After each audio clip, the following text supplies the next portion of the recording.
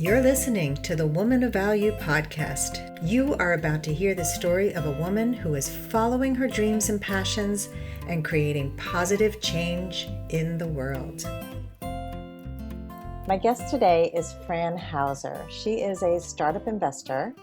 She's the best-selling author of The Myth of the Nice Girl, Achieving a Career You Love Without Becoming a Person You Hate. She's also a career advice columnist at Refinery 29, and she speaks on women's leadership. She is the former president of digital at Time Inc. Welcome to the show, Fran.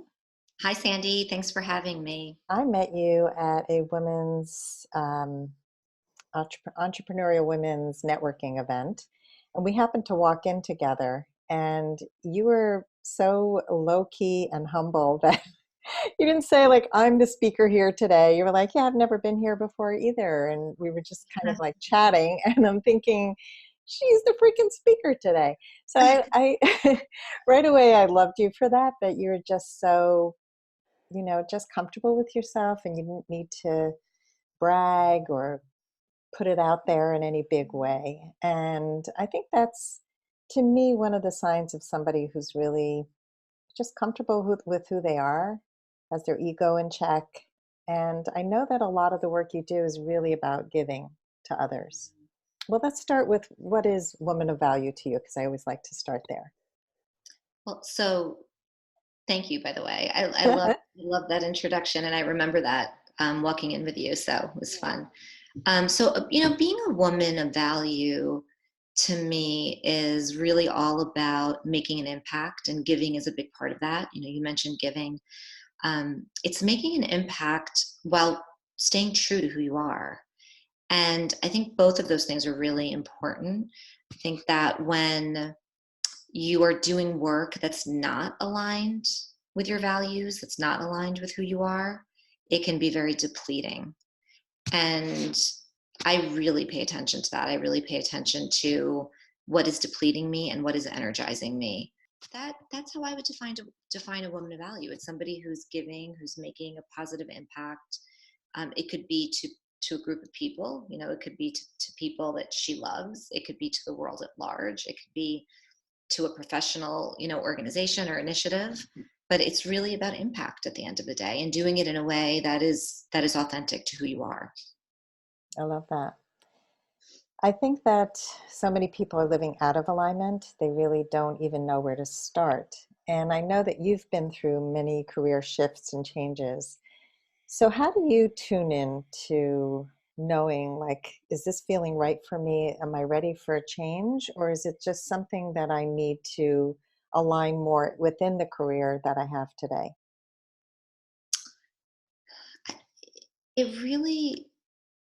I think it's just really important to pay attention to where you are in your life, and what are the things that are really important to you, and designing a life that makes it all work, or at least makes it work as best as you can, right? Nothing is ever perfect. But I remember, when I was at Time Inc., I was an executive. I'd been there for 10 years, and my boys were really young at the time. They were 3 years old and 18 months old.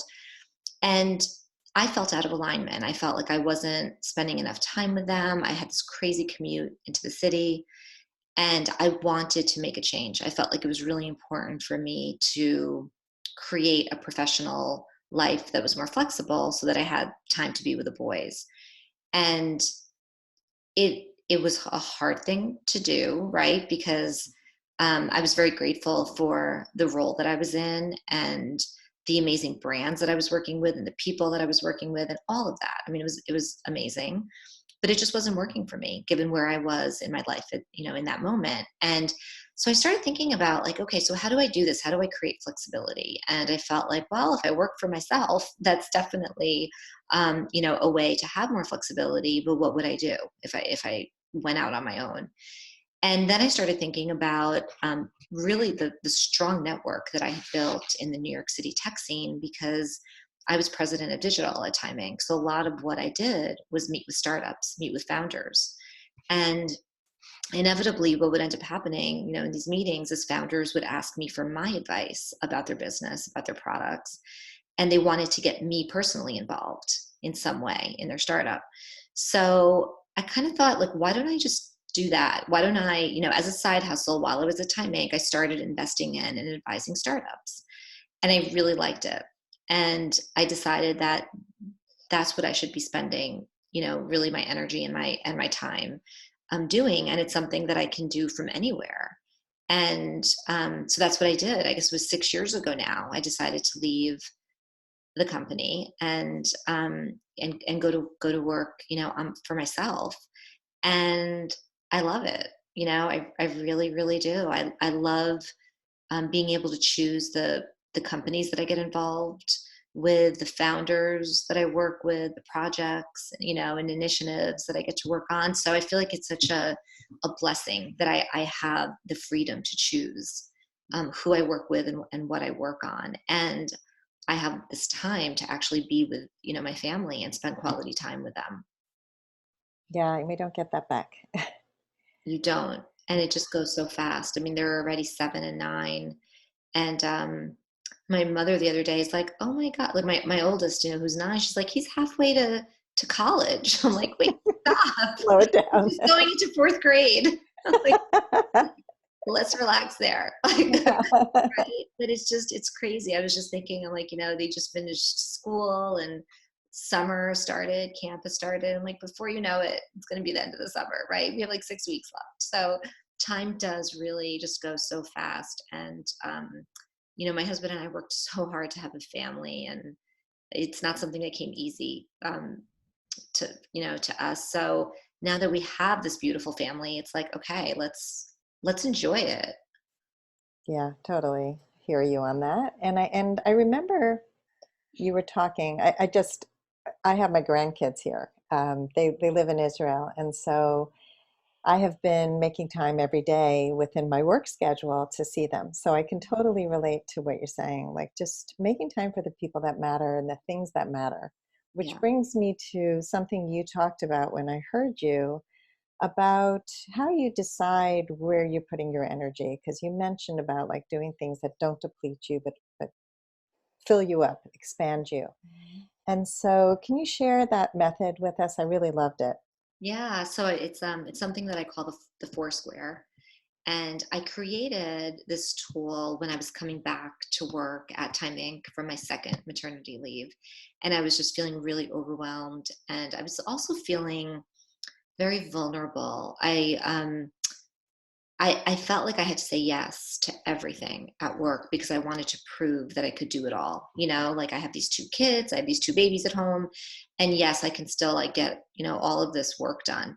And of course, it wasn't working for me. And so I decided I really had to take a step back and think about what are the areas of my life where I really want to focus my time and energy, the areas that are really important um, to me. And then within each of those areas, what are the priorities or the big rocks that I wanted to kind of tackle? And so the reason I called it a Foursquare is because if you could picture 4 quadrants, I came up with the 4 areas. So my areas still are, after, all those years, me, family, career, and world. Those are really the 4 big areas. And by the way, those might sound obvious, but they can really be different based on where you are in your life. It could be school instead of career. It could be travel instead of family, right? It's whatever those 4 areas are for you. And then within each one, I decided to choose no more than 3 priorities. And then really, like when I look at the Foursquare, the idea is that the majority of my time, like say 80% of my time, is spent on these things. And of course, there's always time that you have to leave for other stuff, right? For administrative stuff, for stuff that just comes up. But it's a tool that I've been using for years now. And the thing that's really important about it is that once a week, usually it's on the weekend or on Friday night, I look at my calendar for the upcoming week, and I also look at my to-do list because that's where I'm actually spending my time, right? It's to-do list and calendar. And I look for alignment between those things and my Foursquare. And if there isn't alignment, then I know I need to do something. So it's that discipline that I think is really just as important as identifying what your priorities are. Um, and I'll give you an example, like with for world, my world quadrant. That's really all the nonprofit work, the social impact work that I do. And at that time, what I realized was that I was on like 6 or 7 um, host committees for fundraisers, and which is ridiculous, I know, but I was. And I decided that I really had to be focused about where I wanted to spend my time and energy in the world at large. And that's when I decided it was women.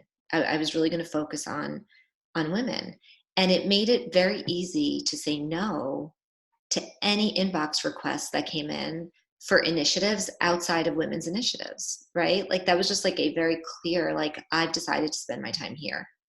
Um, so yeah, I mean, does that answer your question? Like part of it is like really being intentional and strategic about where you're going to spend your time. And then it's that discipline of, every single week kind of looking at, okay, where am I actually spending my time? Where do I want to be spending my time? And if it's off, kind of looking at that and evaluating it and deciding, maybe this really isn't a priority. I thought it was a priority, but maybe it isn't, because it's been like 6 weeks and I haven't gotten to it. Or it's moving stuff around and creating time on your calendar and on your to-do list. Yeah, no, so important to clarify what's important to you first, and then feed every decision through those quadrants, which is super clear. And most people who are feeling depleted, I have noticed, they're not in alignment. They are saying yes to things that don't light them up, that don't make them happy, don't bring them joy, and they're doing things out of obligation and not out of choice. Hmm. And getting that clarity first is hard for a lot of people. I mean, it's something that I spend a lot of time in coaching on, either through my dating and relationship work or my work with corporate clients. You've got to be clear. What's your why? What is motivating you to do anything in life? And when you have that, then you're unapologetic for the things that matter to you. I mean, I think we apologize as women Yeah. way too much. Once you're clear on where you want to invest your time and your energy, um, it's it's really important to not feel a sense of obligation to say yes. Like this is something I've been thinking about a lot. I know I wrote about it in the book, and the book came out over a year ago, and there are still times that I struggle with this. Like this literally has just been happening again, like over the last month, where people who I really respect and admire will reach out to me asking if I can meet a female founder in their world who wants to pitch me their business. And my automatic instinct is to say yes. But then when I take a step back and I look at the business and I realize it's not in my sweet spot, there's no way that I'm going to make an investment in this company. It doesn't, I don't want to waste the founder's time, right? And I don't want to waste my time. And I've literally had to just like I start writing the email saying, sure, go ahead and introduce me. And then I have to delete.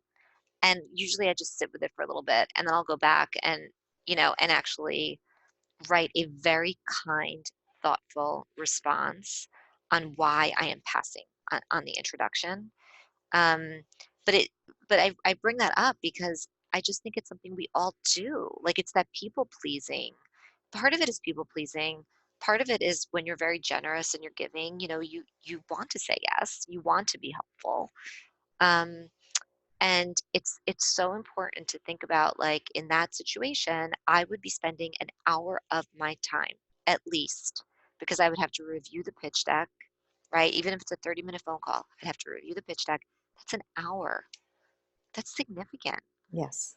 So just don't feel obligated, I guess is my message there. Don't feel that you have to say yes because you don't. You really, truly don't. It's your time. And especially for people like you and me, like you're coaching, like time is money for you, right? And I'm sure a lot of people reach out and would love to get advice from you, right? And I'm actually I'd love to ask you. I'm going to turn the tables here, but right, that must be difficult though, like for you to say no in those situations when you really do want to be helpful, but at the same time, you want to set boundaries. Correct. So boundaries are huge. I teach a whole course on boundaries. Uh, the auto yes is really a problem. So I love what you said, first of all, about taking time. Um, that is really, really crucial if you want to stop the auto yes. Just process it, because it's a waste of your time and their time. So it's also knowing that saying no to the right things is kind to yourself and kind to others. So it's part of being the nice girl, of really being kind to yourself first. And I love that one of your quadrants is me, because we have to take care of me first. So this goes back to the alignment with your core values. I know my core values. I know who I want to work with. I know who I work best with. And so if somebody reaches out to me and says, I want to work with you, and they're not in my demographic, and or they're not really an open-minded person who really would benefit from coaching, then I'll say I'm not the right person for you. Sometimes I'll recommend somebody else. I was just talking to an accountability partner of mine that we speak once a week, and we set goals and keep them. And she was asked to be on a summit, an online summit, as an expert. And she goes, I don't really feel it. But how do you measure if it's the right thing to do or not? So we went through the process that I go through. I've been on a lot of summits, and some of them have been awful and some of them have been amazing. So now I know I need certain things in place. I need to know that this person has a success rate already. Who are they going to have as their heavy hitters, so that I know the email list will be huge and it will benefit my practice? Are they working with an assistant so that it's going to be professional and not just some shoddy thrown Mm. together thing on YouTube that nobody's going to see my free gift, nobody's going to sign up for anything on my site? And so I shared with her how I do that, and then as we were exploring, it turned out this person is not aligned with her ideal client, was not going to work. And so we discussed how to say no. And she's gotten screwed over many times by not asking enough questions up front. And I think that's also important. We have to know what we want, and then we have to be able to ask. So, I agree with that. And I love the going back to the online summit thing just for a second. What I really like is that because you've done a bunch of these, right? And you've seen the ones that have worked, you've seen the ones that haven't worked for your in terms of converting for your business, you now have sort of criteria or a process that you go through to evaluate whether you say yes or no. And I love process. Like I'm such a process person, and it makes me feel just I don't know, I guess it gives me more confidence also if I know that I've been through this before, I now have a process in place to vet the opportunity and really trusting the process. I just feel like it just saves so much time, right? So I love that, and I think that's such great advice that we can apply to a lot of different things, really, in our lives. So yeah, so I just wanted to mention that oh, before I thank forget you. it. Thank you. Yeah, I love process too. I love systems. I love process. And I think that the problems arise when you don't learn from your mistakes. And I had a guy reach out to me a couple of years ago who had lost his job and was looking to build his own business. And he knew that I had run my own business for many years. And he said, can I pick your brain? So we have the pick your brain discussion. I'd just love to run this by you. So in the past, I used to say yes to things like this and then be resentful that I gave my time, and it wasn't a lie, right? So with him, I was really proud of myself, and I took a step back and I said, it sounds like what you're looking for is a consultation. Here's my hourly rate. I'd be happy to meet you for an hour or however long you need me. And he hired me. And I was like, score. I love it sounds like what you're looking for is a consultation. I Yeah. love that. I love that. I know, because it's we just get asked all the time, right? Like, can I pick your brain? And especially once my book came out last year, the level and the number of kind of inbound requests that I get for my time, it's just exponentially increased. And that's what I've really been kind of doing a lot of work around kind of what do I say no to, what do I say yes to. Just trying to be really strategic and thoughtful and intentional about that, um, and really placing a value on my time has become very, very important to me. Because otherwise, I was going through the same thing. I was starting to feel resentful at the end of last year. I was starting to feel like, wait a second, I'm just like giving away my time for free left and right. And it doesn't feel good. It Mm. really doesn't feel good. So because of that, I was able to create some webinars and some, workshops, intimate kind of in-person workshops. And I do some one-on-one coaching. I don't do a lot of it, but I will do some of that if I'm really feeling it. Um, so really being able to kind of take a step back and look at, okay, what is the advice that I'm consistently being asked for, right? And for me, it fell into three categories. It was, career advice, founders looking for fundraising advice, and aspiring authors who wanted to get their book published. And so looking at those three different segments, audience segments, it was really thinking about, okay, how do I come up with products for each of those? And that's what I spent, the beginning part of this year doing. And I've launched all those products. And it's now it just feels great too, because when I respond to people who reach out to me through LinkedIn or through my website, or at least I have different ways that they can engage with me. And it's not just a no, right? A kind no. But um, so that's actually been a great kind of like aha moment for me this year. Yeah, and that's a system and It's a another, system. right? And it's a great use of your time. I think that's wonderful that you did that. There are a lot of people who are trading hours for dollars or giving away their time for nothing. And I think when you step back and say, what do I value about myself and about the gifts that I have to give others, and how can I create an impact without giving away all my time and being depleted? And I think that's just fantastic. I've coached a lot of women to do what you did.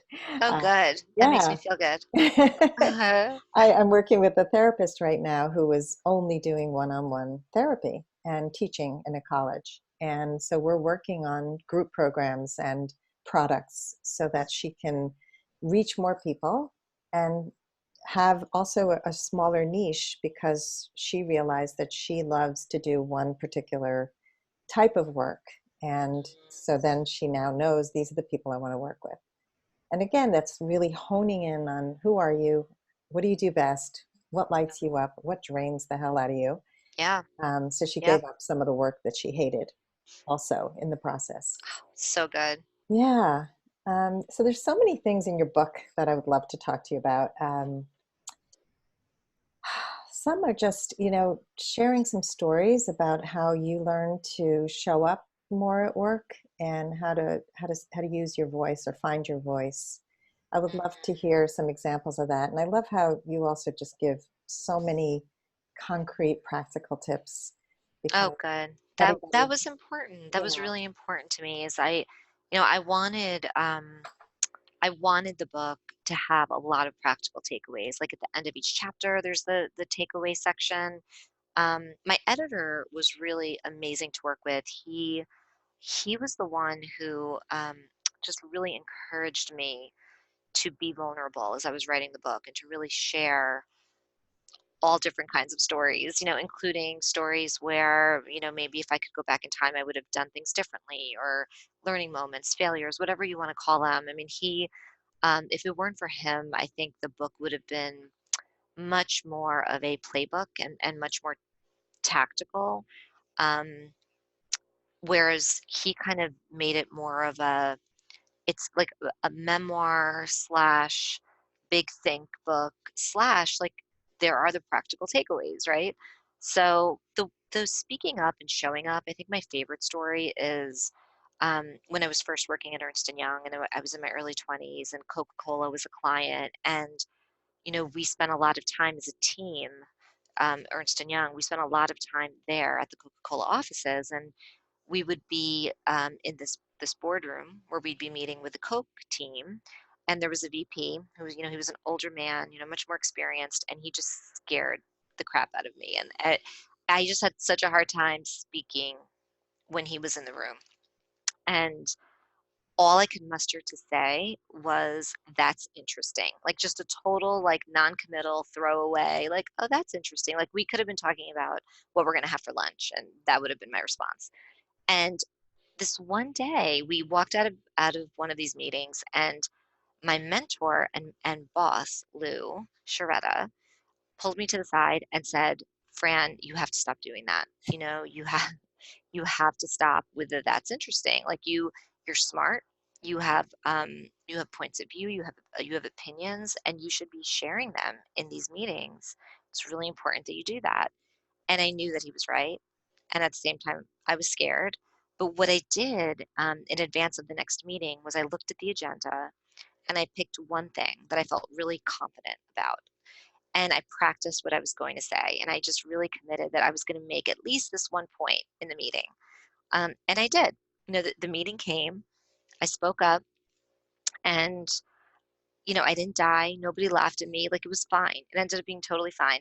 And what I realized was the more that I did that, the more comfortable I got doing it. And I ended up developing such a great relationship with this man from Coke, the guy who was like really scary, the scary guy. And he ended up actually hiring me away from Ernst and Young to go to work for him on his team. And I think about that story often because if I hadn't spoken up, if I had not shared my points of view, I would have just continued to be invisible. And I never would have developed a relationship with this person, you know? I mean, so for me, that was a very important moment. And I think there's a lot that you could take away from that. There's some mentoring stuff, the fact that my boss actually took the time to have that moment with me, to call out what I was doing, you know, and to give me some advice on what to do.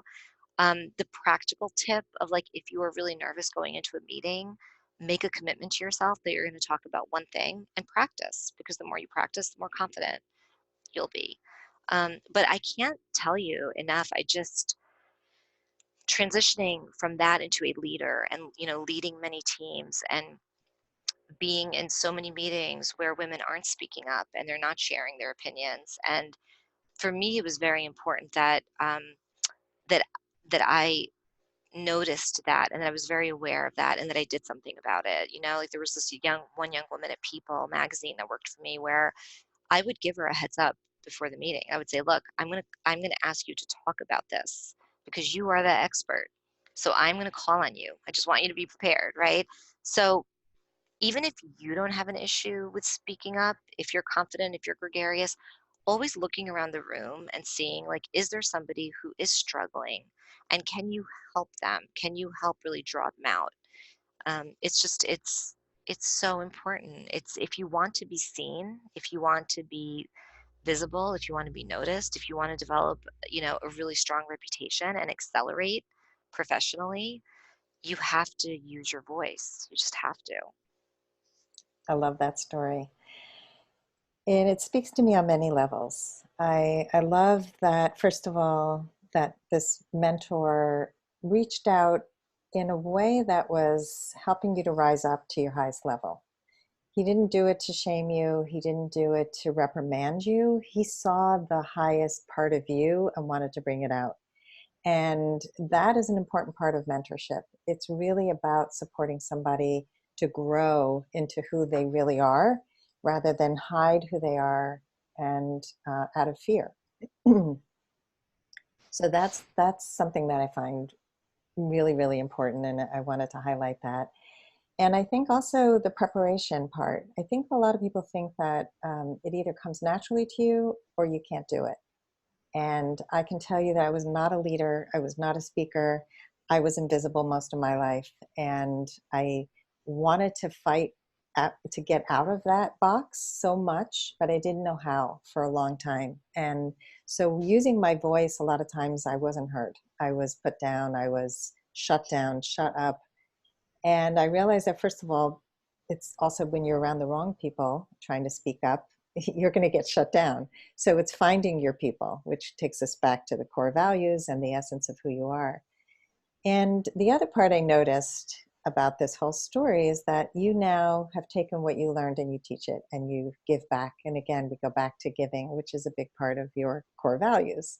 So it's a beautiful cycle of, to pay it forward, to take what you learn and pass it down. Mm. Thank you. And I really loved that about the book, like the idea that I could um, scale really the advice, right? The giving of advice. It was so rewarding, to actually write the book, to actually sit down and write it, and by the way, be surrounded. Going back to your point, being surrounded by people who are my people, who whether it was my writing partner or the two editors that I had, or even like my marketing team, like the people that were helping me think about how to launch the book, into the world. It was such a beautiful process, really, and um, it's just a process that I'm truly grateful for, and I love the output. I love what we were able to, even I think about my writing partner. She asked me the best questions. Like I think a lot of the content that's in the book, if she hadn't asked me the right questions, I don't know if I would have even thought to include some of the stories in the book. So that just goes back to the importance of working with the right people that are going to bring out the best in you. Yeah, getting support, but also I love your gratitude. I think a lot of people don't focus on gratitude enough. And you have this open, generous heart, and I can see Mm. it in so many parts of what we're talking about today. Thank you for saying that. You're welcome. Uh, so something else and you mentioned vulnerability, which is, I love it. I think that often when we write from our head and we don't bring our heart along. And the parts that really touch us, the stories, the I made this mistake kind of sharing are what really draw us in because we're drawn to humanity. We're not drawn to perfection. And unfortunately, most successful people have a perfectionist way of looking at their lives, and it really stops them from reaching their highest potential. Mm.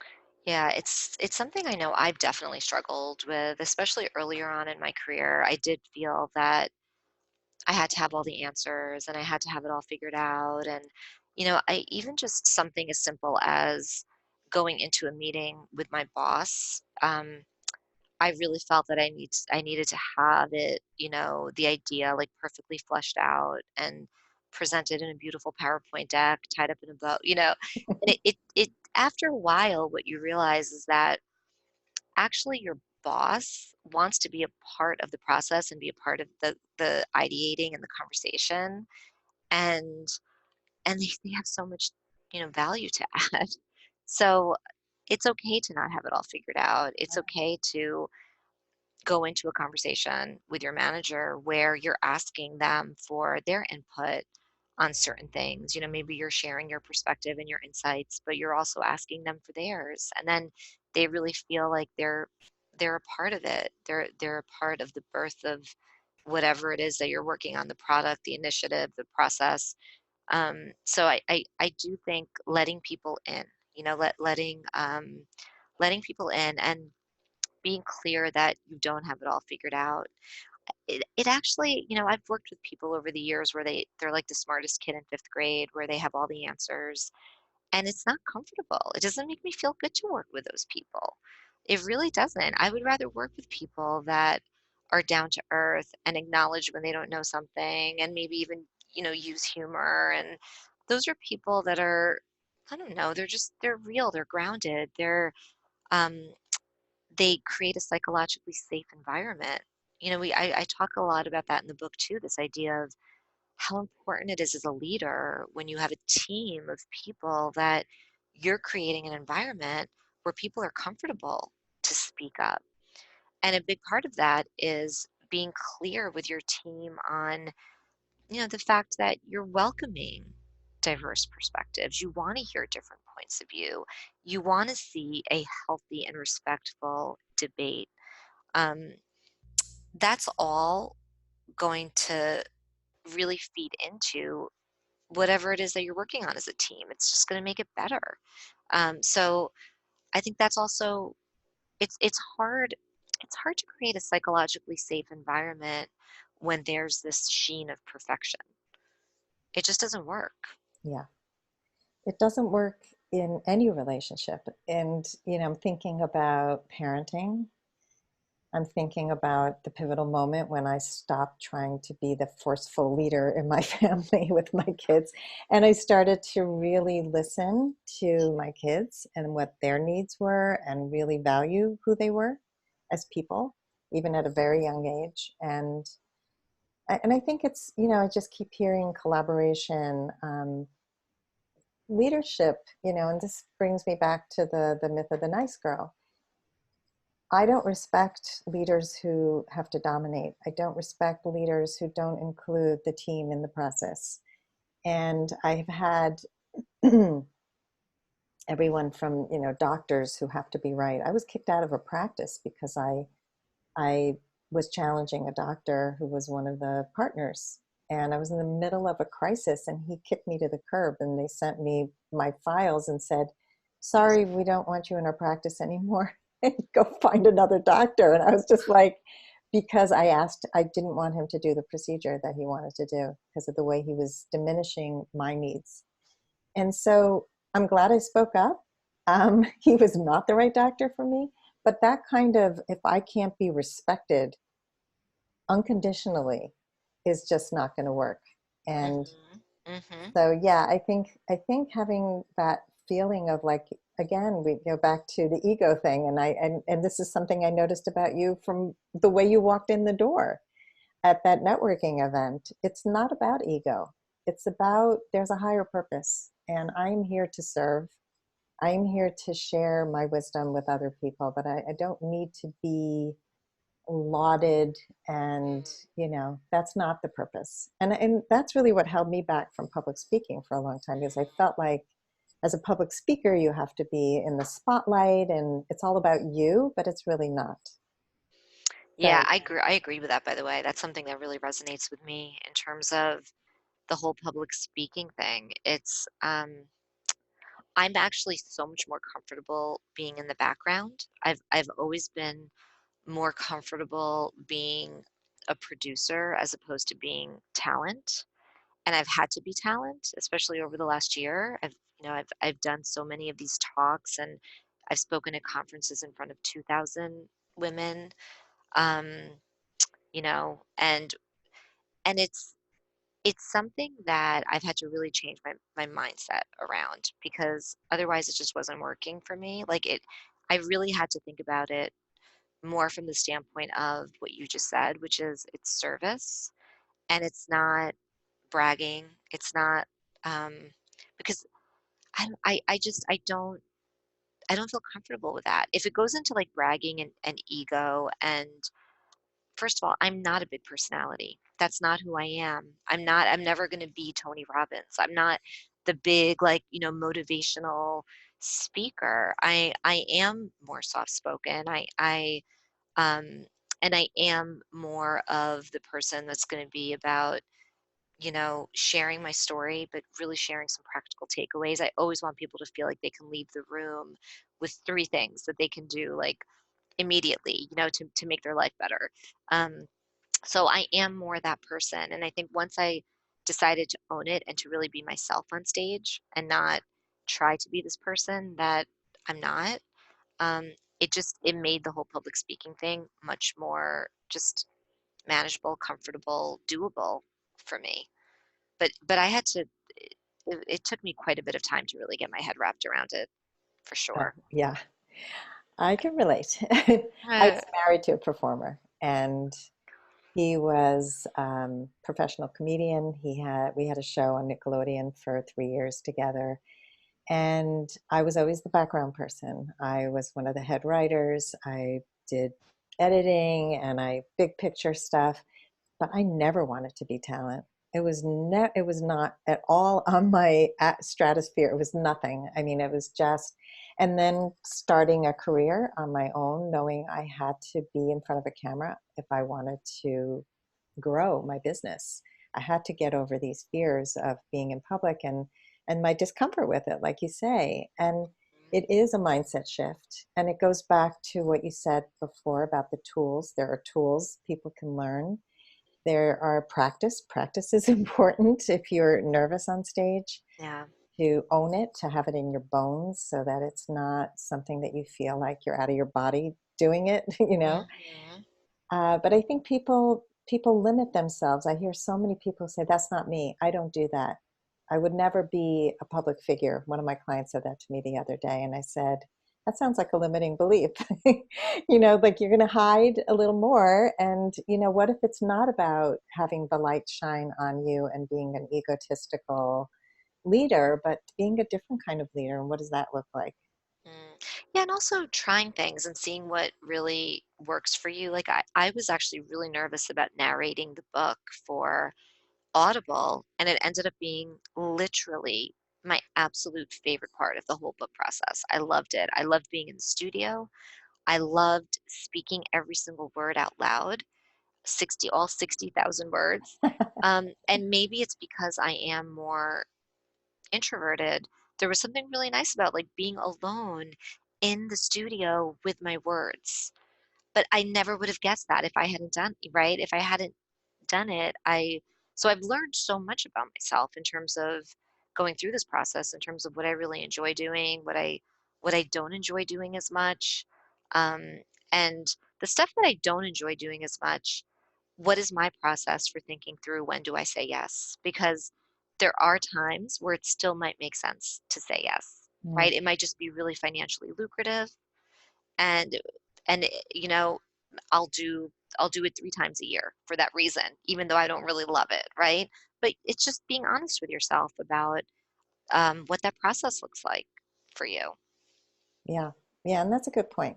Because sometimes we say yes to things that aren't the most exciting, but Right. they have other values that align with who you are.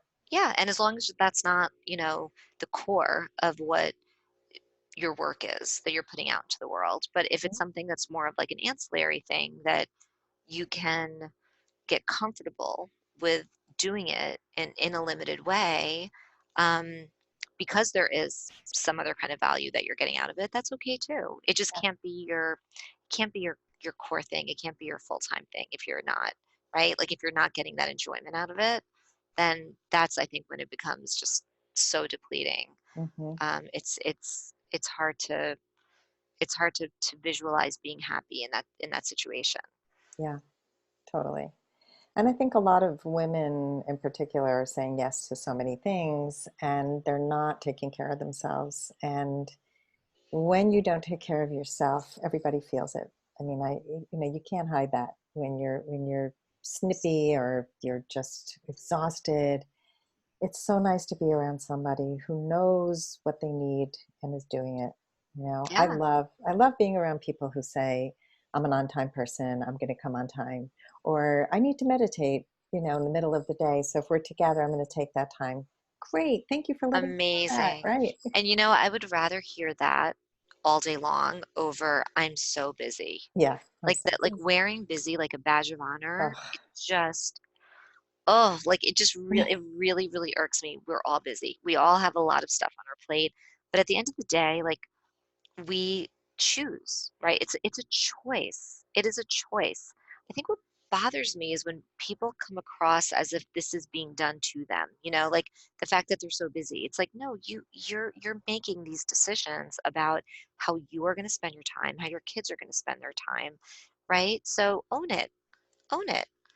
And somebody said to me once, instead of saying you're busy, just in terms of language, saying, that you're, I can't remember what the words were, but it was just such a much more beautiful way of saying busy. It's like my life is full right now, or it was something to that effect. But I don't like the word busy. I'm really like I'm trying to just like I'm sorry. I'm trying to just like remove it.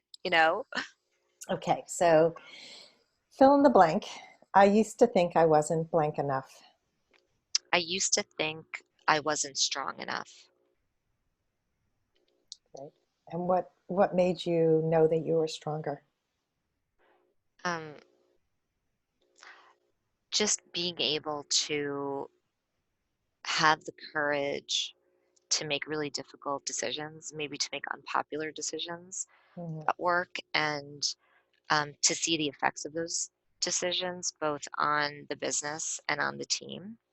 So I think when I started doing that and really feeling the confidence that I could do that, I realized that I was strong. And I also realized that you can be both nice and strong. That's the whole point in my book, right? Is that I've always been known as the nice person.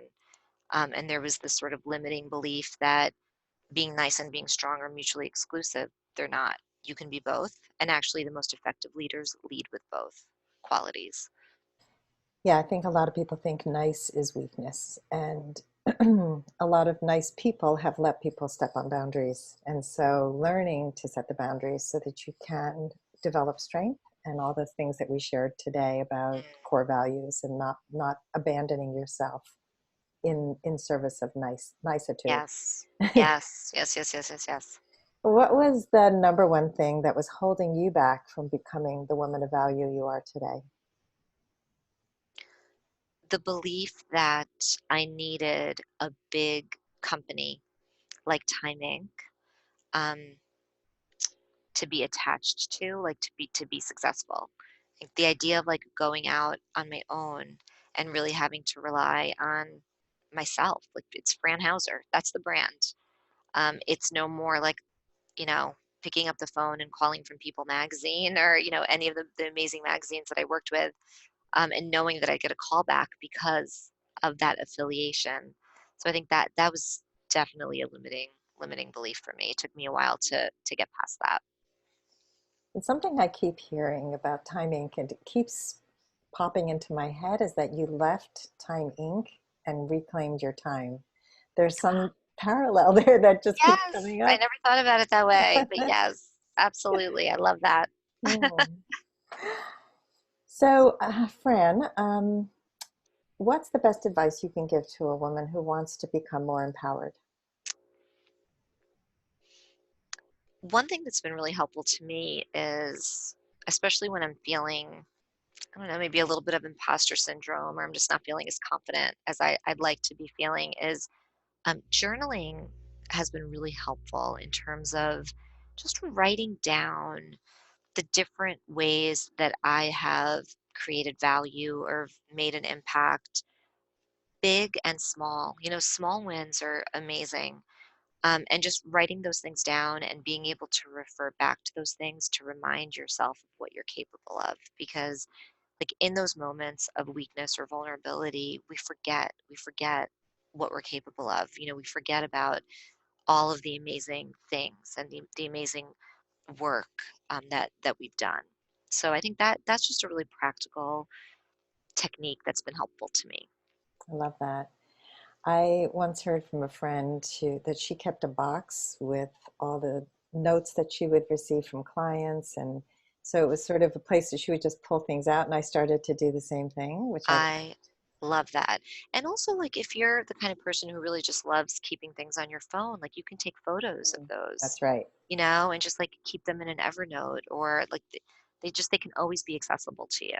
Yeah, I love that. Declutter, be Yes. practical. Yes. Pare Pare it down to what's it important. down. Yes, this is what the theme is here. Pare it down. And the last question I'll ask you, Fran, is how would you like to be remembered? I would love to be remembered for redefining what leadership looks like. And I'd like to be remembered for making nice a superpower. Beautiful. Thank you so much. This has just been a delightful interview. I love your quiet, powerful leadership. Thank you. And your message is just so resonant with me, and I'm sure with so many of the people who will be listening to this. And you not only gave practical advice, but you shared from your own life. And I think that is so impactful to see where you've come from and who you are today. And I'm inspired. Thank you. I feel the same, Sandy. So Oh, inspired by you. Thank you for having me. If you would like to step more fully into your value, grab a free copy of The Ultimate Guide to Becoming a Woman of Value on my website, thewomanofvalue.com. Just click the link at the top of the homepage. And if you haven't already done so, be sure to click the subscribe button in your listening app. And if there's something in this episode that inspired you, please share it with others, because the more we share these inspirational stories, the more women of value we will have in this world. I'll see you next time.